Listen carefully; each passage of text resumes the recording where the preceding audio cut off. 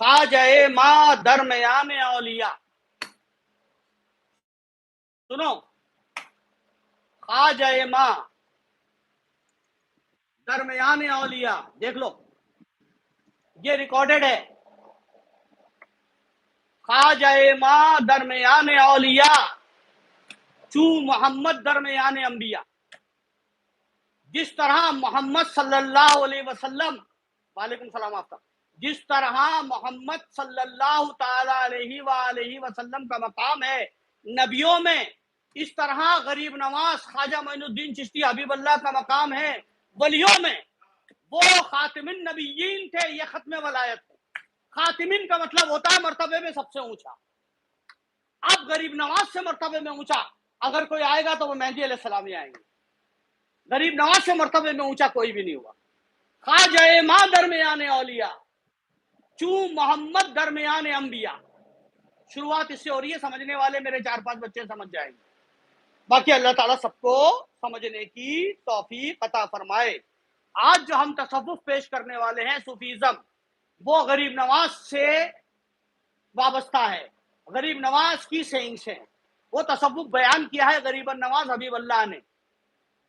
اگر یہ ڈاکٹر احتشامی ہے تو احتشام خان لکھا ہوا آ رہا ہے. بہرحال تصوف اور حضرت خواجہ, ٹاپک کیا ہے؟ صوفیزم اینڈ حضرت خواجہ معین الدین چشتی حبیب اللہ. ولایت بمنہاج نبوت, اس کا ٹاپک سب سے پہلا یہ ہے. ولایت کے معنی دوستی, حکومت اور قرب حق تعالیٰ کے ہیں. ولایت کے کیا معنی ہیں؟ یہاں پر یہ 3 میننگز لکھ رہا ہے ولایت کے, یعنی صوفیزم صوفی کے. کیا لکھ رہا ہے؟ دوستی, حکومت, ولایت کا مطلب حکومت بھی ہوتا ہے, اور قرب حق یعنی اللہ, نیئرسٹ ٹو اللہ جو ہو جائے اسے ولی کہتے ہیں, صوفی کہتے ہیں. ولی بمعنی دوست, متصرف اور صاحب حکومت, مقرب باری تعالیٰ ہیں. ولی کے معنی کیا ہے؟ بمعنی meanings, the meanings of Sufis are the friend of Allah, یعنی the friend of God. متصرف, جس کی حکومت ہو, جس کے قبضہ قدرت میں ہو چیزیں, اور صاحب حکومت, جو صاحب حکومت ہو وہ بھی ولی ہے. ابھی میں آتا ہوں قرآن پہ, رکو ٹھیک ہے. اور جو اللہ کے قریب ترین ہو وہ بھی ولی ہے. اب میں آپ کو ایک آیت پڑھ کے سناتا ہوں. اطیعوا اللہ و اطیعوا الرسول و اولی الامر منکم. حکم مانو اللہ کا, حکم مانو رسول کا, اور جو تم میں حکومت والا ہو یعنی جو ولی ہو اس کا حکم مانو. حکومت والے سے مودی کا حکم مانو گے کیا؟ بائیڈن کا حکم مانو گے؟ یوگی کا حکم مانو گے؟ حکومت والے تو یہ ہیں نہیں. یہاں پر بتا دیا گیا ہے, قرآن کی بات سے سمجھایا گیا ہے کہ ولایت بمنہاج نبوت ہے. ہاں, جو کام نبیوں نے کیا, ہمارے آقا صلی اللہ علیہ وسلم نے کیا, وہی چشتی ولیوں نے کیا ہے بر صغیر میں. بانداز نبوت دین کی تبلیغ فرمائی, باز دیگر پیغمبر ہندوستان خواجہ. سمجھ گئے آپ؟ تو وہ اولی الامر منکم کا کیا مطلب؟ جو تم میں حکومت والا ہو.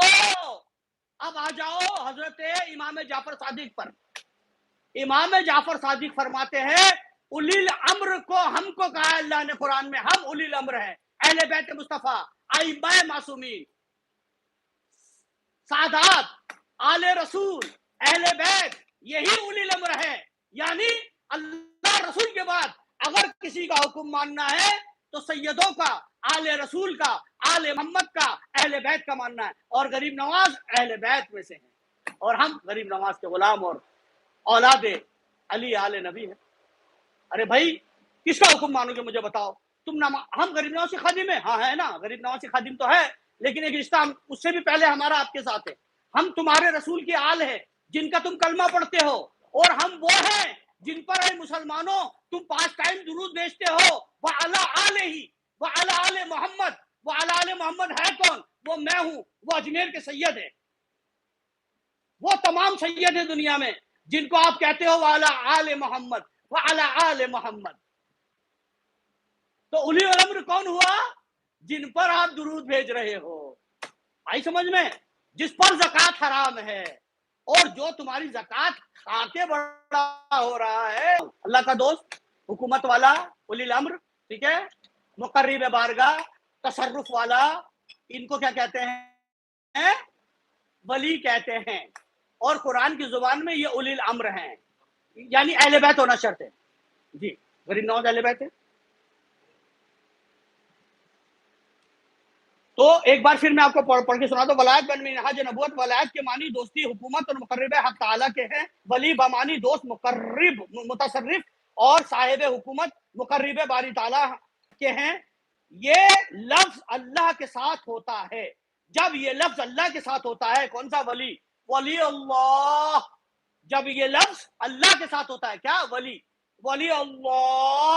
جب یہ لفظ اللہ کے ساتھ ہوتا ہے، اس کا معنی ولی اللہ، تو اس کے معنی ہے اللہ پر سب کچھ قربان کرنے والے دوست، اللہ کی طرف سے مختار اور متصرف اور اللہ کے مقرب بندے ہیں۔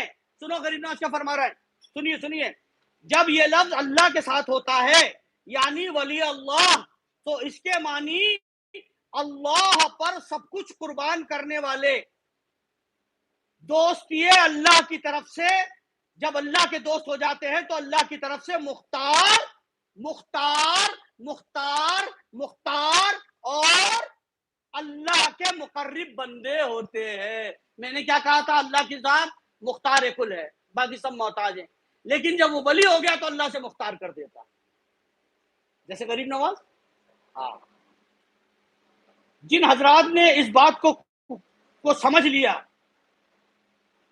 جن حضرات نے اس بات کو سمجھ لیا کہ ہم اپنے کسی نیک عمل کو بھی یہ نہیں کہہ سکتے کہ وہ مقبول بارگاہ ہے، ان حضرات نے نیک کردار اور دوستان حق اولیاء اللہ کے ہاتھ پر بیعت طریقت کی تعمیل، وابتغوا الیہ الوسیلہ، اور اسی سے وسیلہ طلب کرو، انہیں بارگاہ ایچ ڈی میں اپنا وسیلہ بنایا، اور ان محبان خدا کے پر محبت قلوب سے اپنے دلوں کو خدا کی محبت سے پر کر کے عارفان حق شناس، دوست داران حق تعالی ہو گئے، دنیا کو ترک کر کے فقر و درویشی اختیار کی، یعنی حصول دنیا کے لیے دنیا کے کاموں کو ترک کر کے اپنے تمام حرکات و سکنات اور ہر سانس کو حصول تقرب باری تعالیٰ کے لیے وقف کر دیا، اور با نعام ربانی ولی اللہ کے اعلیٰ مدارج پر پہنچے۔ یہ وہی فقر ہے جس کے لیے رسول اللہ صلی اللہ علیہ وسلم نے الفقر و فقری کہا، یعنی فقر میرا فقر ہے، یعنی فقر میری زندگی ہے، فقر میری زندگی ہے۔ رسول اللہ نے کہا فقر میری زندگی ہے، یعنی وہ رسول اللہ کی زندگی پہ ہوتے ہیں، اسوہ حسنہ پہ۔ یہ سلسلہ بیعت طریقت امام الاولیاء حضرت علی کرم اللہ وجہ الکریم سے شروع ہوا۔ یہاں پر میں بہت ہی مشکل زبان تھی، میں آپ کو بتا دوں، جو لوگ یہ سمجھتے ہیں بہت عابد بہت زاہد ہوتے ہیں، اس کے باوجود انہیں غرور نہیں ہوتا، تکبر نہیں ہوتا اپنے علم پر اور اپنی عبادتوں پر، اور ہمیشہ یہ سوچتے رہتے ہیں کہ اللہ کی بارگاہ میں کیا پتا میری عبادت قبول ہوگی کہ نہیں ہوگی، میں خامخواہ زمین پہ سر مارے جا رہا ہوں، کیا کروں کیا نہ کروں۔ تو وہ کیا کرتا ہے؟ اللہ کی طرف وسیلہ تلاش کرتا ہے، اور ایک مردان خدا کو تلاش کر کے اس کے ہاتھ پر بیعت کرتا ہے، پھر اس کے ہاتھ پر بیعت کرنے کے بعد وہ اسے راضی کرتا ہے، خوش کرتا ہے، اس کے بعد وہ ولایت کے مقام پر پہنچتا ہے اور فقر کے مقام پہ پہنچتا ہے، جس کے بارے میں رسول اللہ نے کہا تھا الفقر و فقری، فقر میری زندگی ہے۔ اس فقر کے مقام پہ پہنچنے کے بعد وہ ولی ہو جاتا ہے۔ اس کے معنی یہ سیدھے سیدھے سمپل بھاشا میں سمجھا دیا، آئی سمجھ میں؟ تو بتا دو، نہیں آیا تو بتا دو۔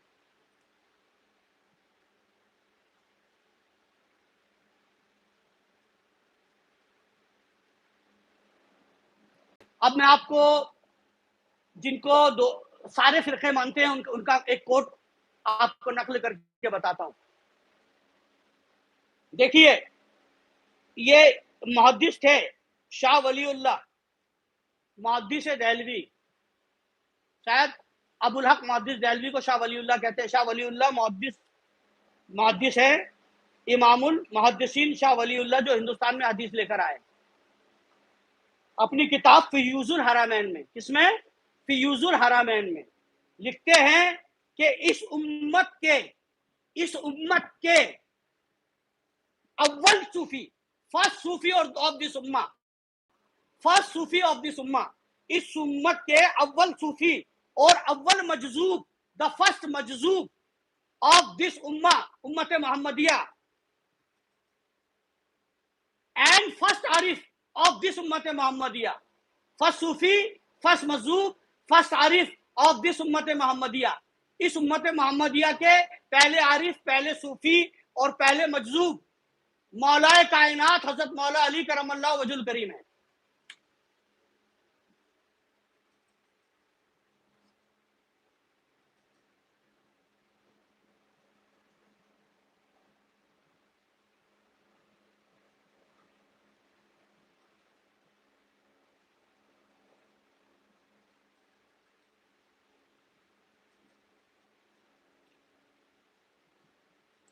ایک کوٹ ہے حضرت عباس سے مروی ہے، حضرت عباس رضی اللہ تعالیٰ عنہ اس سے مروی ہے کہ رسول اکرم فرماتے ہیں صلی اللہ علیہ وسلم کہ ہم اہل بیت، کیا فرما رہے ہیں؟ ہم اہل بیت، یا رسول اللہ آپ بھی اہل بیت، ہم اہل بیت. رسول اللہ صلی اللہ علیہ وسلم فرما رہے ہیں ہم اہل بیت. کس اہل بیت؟ رسول اللہ صلی اللہ علیہ وسلم فرما رہے ہیں ہم اہل بیت رحمت کی کنجیاں اور رسالت کا مقام اور علم کی کان ہے، علم لدنی کی کان ہے. ہم اہل بیت کون ہے؟ رسول اللہ فرما رہے ہیں ہم اہل بیت رحمت کی کنجیاں ہیں، رسالت کا مقام ہے اور علم کی یعنی علم لدنی کی یعنی علم معرفت کی کان ہے. سبحان اللہ سبحان اللہ.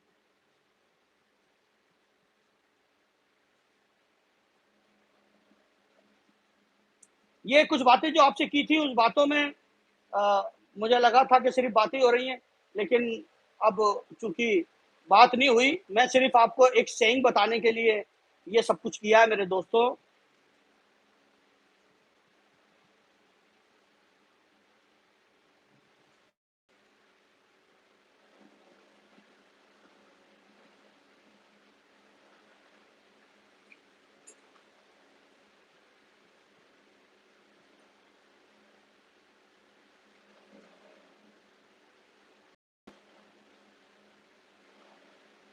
سنیے ایک حضور پاک سے ریلیٹڈ، حضور پاک کیا فرما رہا ہے تصوف کے بارے میں. سب سے بڑا قول جو ہے تصوف کا، سب سے بڑا جو قول ہے تصوف کا، سب سے بڑا جو ڈیفینیشن ہے تصوف کا، وہ کیا ہے؟ سن لیجئے، جو رسول اللہ جو ڈیفینیشن دیں گے وہی سب سے بڑا ڈیفینیشن ہوگا. کیا ڈیفینیشن ہے وہ سن لیجئے. ایک شب رسول اکرم صلی اللہ تعالی علیہ وسلم، ایک شب ایک رات رسول اکرم صلی اللہ علیہ وسلم کو خواب میں دیکھ کر عرض کی. کس نے؟ سنو پھر سے. رسول خدا نے خود بھی شغل و اذکار مروج صوفیہ کی تلقین فرمائی ہے. یعنی رسول اللہ صلی اللہ علیہ وسلم نے خود بھی شغل کیے اور ذکر اور اذکار لوگوں کو، صوفیہ کرام کو سکھائے ہیں جو ہم چشتیوں تک پہنچے. حضرت جعفر جلدی رحمت اللہ علیہ، اب حضرت جعفر جلدی رحمت اللہ علیہ نے ایک شب رسول اکرم صلی اللہ علیہ وسلم کو خواب میں دیکھ کر عرض کیا، یا رسول اللہ صلی اللہ علیہ وآلہ وسلم تصوف کیا ہے؟ حضرت جعفر جلدی نے خواب میں رسول اللہ صلی اللہ علیہ وسلم کی بشارت ہوئی، آپ نے عرض کیا رسول اللہ تصوف کیا ہے؟ یا رسول اللہ، یا prophet peace be upon him, what is Sufism, تصوف کیا ہے؟ کس سے پوچھا؟ پروفٹ صلی اللہ علیہ وسلم سے. تصوف کیا ہے؟ اب رسول اللہ صلی اللہ علیہ وسلم کیا جواب دیتے ہیں جعفر جلدی کو؟ حضرت رسالت پناہ صلی اللہ علیہ وسلم نے فرمایا کہ وہ ایک حالت ہے. کیا فرمایا؟ وہ ایک حالت ہے. کیا ہے؟ وہ ایک حالت ہے جس میں عین ربوبیت ظاہر ہوتی ہے. وہ ایک حالت ہے جس میں عین ربوبیت ظاہر ہوتی ہے. وہ ایک حالت ہے جس میں عین ربوبیت ظاہر ہوتی ہے اور عین ابدیت فنا ہو جاتی ہے. کسی سے حضرت جعفر جلدی نے پوچھا رسول اللہ صلی اللہ علیہ وسلم سے بشارت میں کہ تصوف کیا ہے، صوفیزم کیا ہے؟ تو کہا جس میں عین ربوبیت ظاہر ہو، یعنی خدائی کا ہونا ظاہر ہو، اور ابدیت فنا ہو جائے، یعنی بندہ بندہ نہ رہے اور اس میں رنگ کے اس کے ساتھ یک رنگ ہو جائے. یہی تصوف ہے. یعنی جو تصوف میں چلا گیا وہ خدا کے ساتھ یک رنگ ہو گیا. جو خدا کے ساتھ یک رنگ ہو گیا وہی تصوف ہو گیا. صوفیزم کیا ہے؟ جس سے عین ربوبیت ظاہر ہوتی ہے. کیا کہا رسول اللہ نے؟ یہ ایک حالت ہے. This is state. This is an state. This is an state جس میں عین سٹیک عین ربوبیت ظاہر ہوتی ہے اور عین ابدیت فنا ہو جاتی ہے. یعنی اپنی ذات میں فنا ہو جاتا اور اس کا ہو جاتا. اسے صوفیزم کہتے ہیں.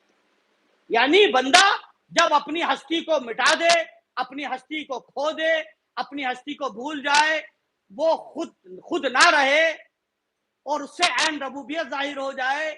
یعنی اس میں عین ربوبیت ظاہر ہوتی ہے اور بندگی کیا ہوتی ہے؟ ابدیت فنا ہو جاتی ہے اور پھر بھی وہ بندہ بندہ ہی رہتا ہے.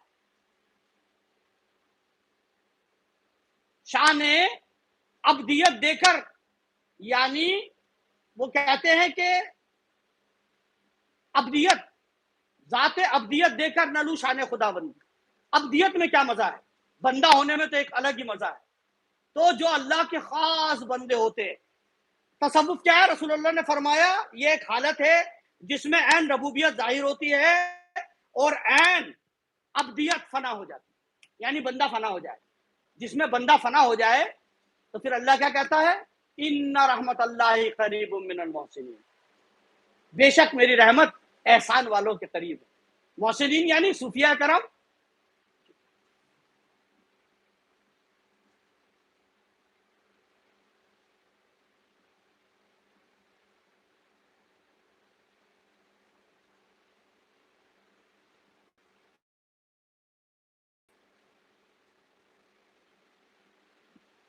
ایک بار مولا علی نے رسول اللہ سے 10 باتیں دریافت کی. یعنی ایک مرتبہ عارف الاکمل امام الاولیاء حضرت علی نے رسول اللہ صلی اللہ علیہ وسلم سے 10 مسائل دریافت کیے، 10 مسئلے پوچھے. کیا حضرت نے اس کا جواب دیا؟ ان میں سے بعض یہ ہیں، سن لیجیے. 10 مسئلے پوچھے تھے علی نے، علی نے رسول اللہ صلی اللہ علیہ وسلم. آپ نے ان کا جواب دیا. سوال کیا علی نے. کیا سوال کیا؟ جناب علی فرماتے ہیں میں نے دریافت کیا یا رسول اللہ صلی اللہ علیہ وسلم وفا کسے کہتے ہیں؟ وفا سمجھتے ہو نا؟ وفا کے معنی بتاؤ. لائلٹی. وفا کے معنی لائلٹی. علی نے سوال کرنے والا کون ہے؟ علم کا دروازہ، ولایت کی شروعات، سلطان اولیاء. کیا سوال کیا؟ یا رسول اللہ وفا کسے کہتے ہیں؟ فرمایا کس نے؟ رسول اللہ صلی اللہ علیہ وسلم نے فرمایا توحید اور لا الہ پر گواہی دینے کو. توحید اور لا الہ پر گواہی دینے کو وفا کہتے ہیں، لائلٹی. میں نے کہا حق کیا ہے؟ پھر علی نے پوچھا یا رسول اللہ حق کیا ہے؟ What is the truth? حق کیا ہے؟ فرمایا اسلام، قرآن اور ولایت. جب علی نے پوچھا حق کیا ہے تو کیا کہا؟ اسلام، قرآن اور ولایت جب کہ تجھ تک پہنچے. اسلام، قرآن اور ولایت جب کہ تجھ تک پہنچے، وہ ولایت جو تجھ تک پہنچے.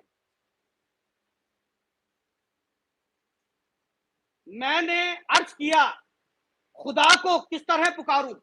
پھر علی نے چوتھا سوال کیا کہ خدا کو کیسے پکاروں، کیسے پکاروں خدا کو، کیسے بلاؤں خدا کو، کیسے پکاروں؟ فرمایا رسول اللہ صلی اللہ علیہ وسلم نے صدق اور یقین سے، صدق سچائی اور پورے یقین کے ساتھ اللہ کو پکار. اے علی، میں نے عرض کیا میں اپنی جان کی خلاصی کے لیے کیا کروں؟ میری جان چھوٹ جائے، میری جان کی خلاصی کے لیے میں کیا کروں؟ فرمایا حلال کھا اور سچ بول، تجھے خلاصی مل جائے گی. پھر سوال کیا علی نے رسول اللہ سے، میں نے عرض کیا آرام کیا ہے؟ رسول اللہ سے علی نے عرض کیا آرام کیا ہے؟ فرمایا خدا کا دیدار، جبکہ تو حساب کتاب سے فارغ ہو جائے. آرام کیا ہے؟ اللہ کا دیدار کر لیا بس، آرام ہی آرام ہے، اب کچھ نہیں چاہیے. جبکہ حساب کتاب سے فارغ ہو کے اللہ کا دیدار کر اور جنت میں جا، آرام ہی آرام. الجوزی فی اسباب نزول، یہ کتاب کا نام ہے. مقام ابدیت میں رسول اکرم صلی اللہ علیہ وسلم نے عرفان حق تعالیٰ کے معنی ہونے کا اس طرح اظہار فرمایا ہے کہ میں نے نہیں پہچانا جیسا کہ حق تھا پہچاننے کا. یہ مقام ابدیت ہے. اور جب بندے نے پہچان لیا تو یہ مقام ربوبیت. سمجھ گئے؟ میں نے نہیں پہچانا جیسا کہ پہچاننے کا حق تھا، یہ مقام ابدیت ہے جس پہ رسول اللہ تھے. جب ان کے گھوڑے کی لگام پکڑ کے گرا دیا جلال الدین رومی کو اور کہا کہ کس کا مرتبہ بڑا ہے رسول اللہ بستامی میں سے، تو انہوں نے کہا پاگل فقیر، رسول اللہ کا تو مرتبہ بڑا ہے. بولے رسول اللہ نے تو فرمایا ہے کہ جیسا اللہ تجھے پہچاننے کا حق تھا ویسے پہچانا نہیں، جبکہ بزید بستامی نے تو کچھ اور بات کہی ہے. یہ تو سبھی کو معلوم ہے کیا بات کہی ہے کہ میں کون ہوں کیا ہوں. تو بے ہوش ہو گئے جلال الدین رومی. جب ہوش آیا تو کہنے لگے وہ مقام ابدیت جو رسول اللہ کو حاصل تھا اس میں شکر نہیں تھا، حالت سہو تھی. اللہ تعالیٰ کی تجلیات جب حلول کرتی تھی تو کبھی بہکتے نہیں تھے، اور حضرت بازید بہک گئے تھے. یعنی ان کا جو ظرف تھا بڑا تھا رسول اللہ کا، اس لیے انہوں نے کہا کہ تجھے پہچانا نہیں، تیری معرفت کو نہیں پہچانا جیسا تجھے پہچاننے کا حق تھا. سمجھ گئے؟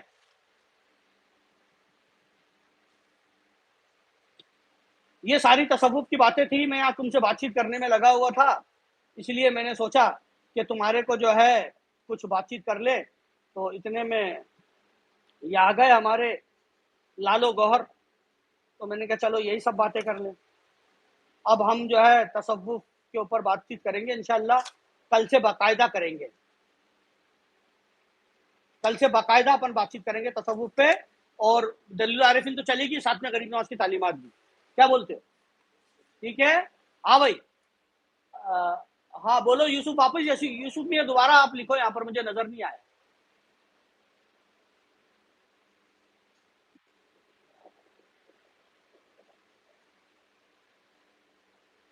اچھا ہاں بھائی، اب مجھے بتاؤ کہ سب لوگ حاضر ہو گئے، سب لوگ پرفیکٹ؟ ٹھیک ہے، اچھے بات ہے. آپ نے کہہ دیا تو پرفیکٹ ہی ہے. ٹھیک ہے عید الابرار، ذرا میں آپ سے بات کر لوں گا. تو آپ سب کو جو ہے آج کی تعلیمات صوفیہ میں سے غریب نواز کی تھوڑی سی تعلیمات جو آپ کو آج میں نے بتائی. ہاں ہاں، شکریہ شکریہ. ارے آپ کا شکریہ، آپ نے سنا بھائی. تو آپ سب لوگوں سے اب ودا لیتے ہیں. وآخر دعوانا الحمد للہ رب العالمین. والسلام علیکم ورحمۃ اللہ وبرکاتہ. ایسی کر دیا یار.